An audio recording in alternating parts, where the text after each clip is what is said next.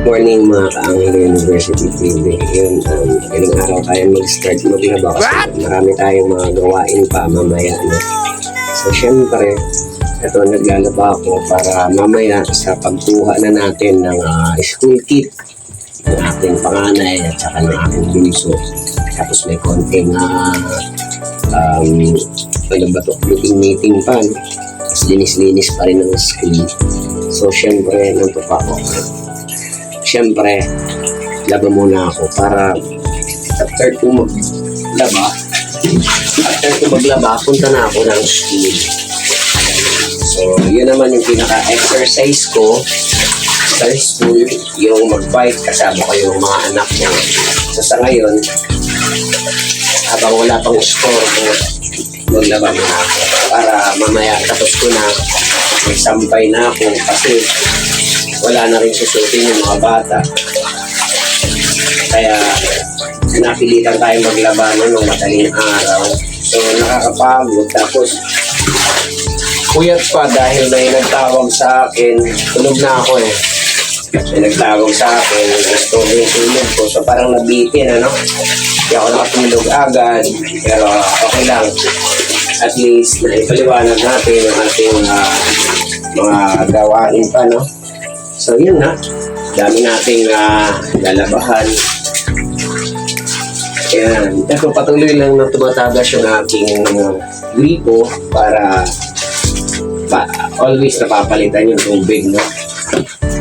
So yun, laba-laba muna tayo guys para malinis yung ating mga susuotin. Tapos yung iba kong gamit, yung pang shooting na gamit na, so kailangan labahan para pagka may mga tawag meron tayong mga magagamit no? Kaya laba, always laba talaga. Mamaya magigising na yung mga bata, yan, katulog na tayo. Yan, mamaya lang naman pagpaligo sa aso, pagpaligo din nila syempre sila na para pagpaligo ng aso sila na yan. Kasi magsasampay pa din ako. Mamaya makakatulong sila sa magsasampay. Para magsampay ng ating labahin. Siyempre, sila na rin na magtupi, no? Para maayos. Ayun.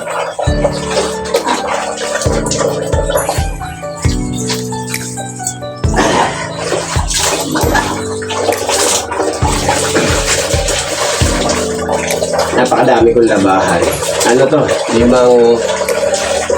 Limang kabit to sa washing, no? So, kailangan kong medyo matagal, kailangan kasing kusutan dahil mabungot-bungot yung ano.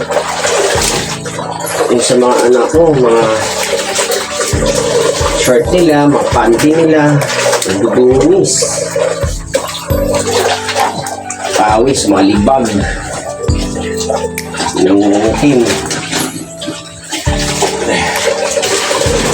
Kaya mahirap talaga pagka actually may racket sana din ako no. Kaso lang hindi natin kailangan masabay-sabay kasi nga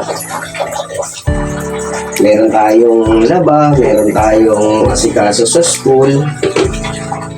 So, naka-plan ko na lahat ng mga gagawin ko kagaya na itong labahan. Ito kasing labahan na to, binabad ko na ito sa ano eh. Ito mga labahan ko, binabad ko na to kagabi. Kaya para malambot pagdating sa washing. Kaya ayun, yung racket ko, hindi ko muna tinanggap. Kasi nga meron na tayong nakabinbin na schedule. So, schedule natin sa school nga para sa mga bata. Tapos itong labahin. Pinagsabay-sabay ko na sa isang araw para baka bukas meron tayong racket, tanggapin naman natin para meron na naman tayong income pang konsumo para sa mga bata at sa aming pagkain pang araw-araw. Gastusin, tubig, ilaw, no? Wi-Fi. So yun guys. Thank you.